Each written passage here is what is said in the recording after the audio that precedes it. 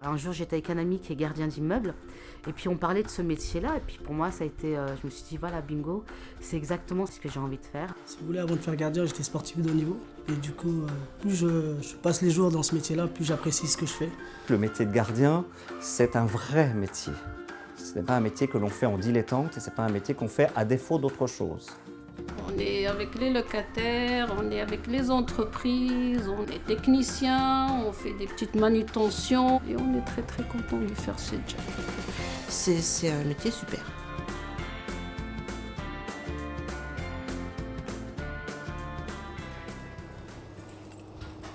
Donc tous les matins, je contrôle le bon fonctionnement de nos équipements, les portes de parking, voir si tout fonctionne correctement. Là, local vélo, local moto, voir s'il n'y a pas eu d'effraction pendant la nuit. Les extincteurs sont là.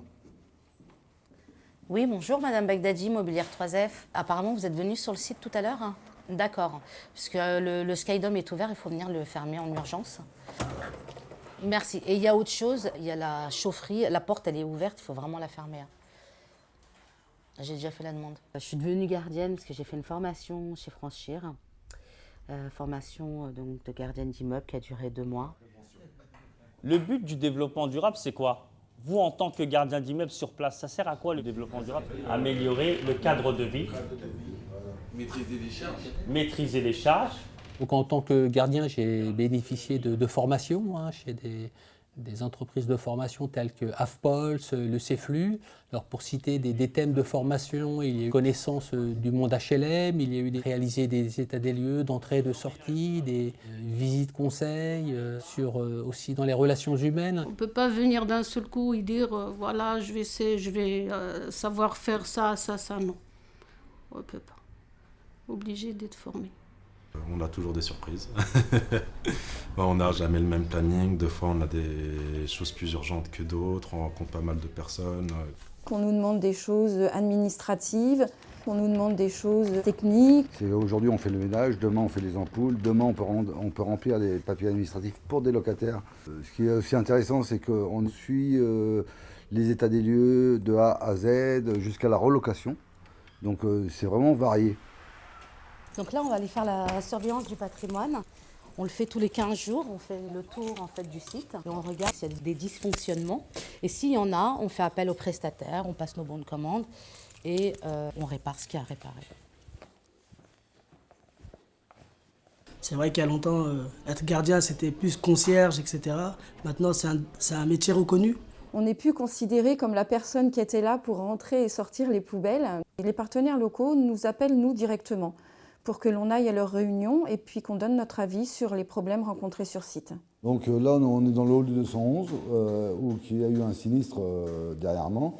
Nous, notre rôle, c'était de ponir notre hiérarchie le jour du sinistre. Après, on a lancé des devis pour les travaux, aussi bien des parties communes, parce que le hall avait été touché. L'appartement sinistré au rez-de-chaussée avait été touché, donc on a lancé les devis, on a suivi les expertises. Et aujourd'hui, à l'heure actuelle, ils ont attaqué ce matin les travaux.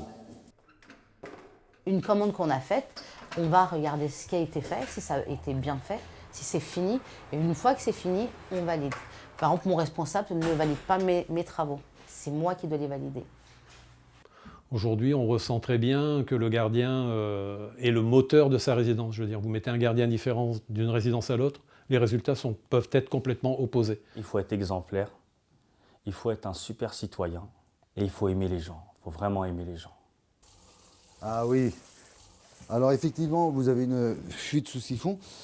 Apparemment, ça serait le juin. Donc je vais vous inscrire en descendant pour le plombier pour mercredi. Donc vous n'avez rien à payer. C'est compris dans vos charges. Alors là, c'est mercredi. Ce qui me plaît le plus dans le métier de gardien, c'est justement les relations humaines, le rapport avec les locataires, être à leur écoute, être représentant également du bailleur social pour lequel je travaille, et être un pont entre le bailleur social et les locataires. Alors ici, on est dans l'espace d'accueil. Donc on a des horaires de permanence qui sont de 16h à 18h pour recevoir les locataires. Et donc ils peuvent venir pendant ces horaires-là pour faire une réclamation, pour demander un renseignement. D'accord. J'avais juste une petite question par rapport à mes charges. J'ai un petit problème de trésorerie. Est-ce que c'est possible d'attendre 2 semaines pour les payer? Oui, tout à fait. Dès l'instant qu'on est mis au courant, nous on prévient le service de paiement contentieux. Et pour 15 jours, il n'y a pas de souci. Nous on fait juste un petit mail. Voilà, comme quoi vous J'aimerais passez bien au évoluer. bureau. On peut passer de gardien à responsable, etc. Donc je préfère prendre encore plus d'expérience. Mais à l'avenir, c'est vrai que j'aimerais bien gravir des marches pour pouvoir être responsable de site, par exemple. Pour moi, aujourd'hui, en tant que responsable de secteur, après avoir été concierge, gardien, assistant technique, c'est garantir un toit à des familles que nous logeons, dont nous garantissons le bien-être et le bien-vivre dans son logement et faire en sorte que l'immeuble soit vivant, agréable et que ces familles soient heureuses de vivre parmi nous, tout simplement. C'est un métier d'avenir. Là où construire un bâtiment, il faudra mettre un gardien dedans.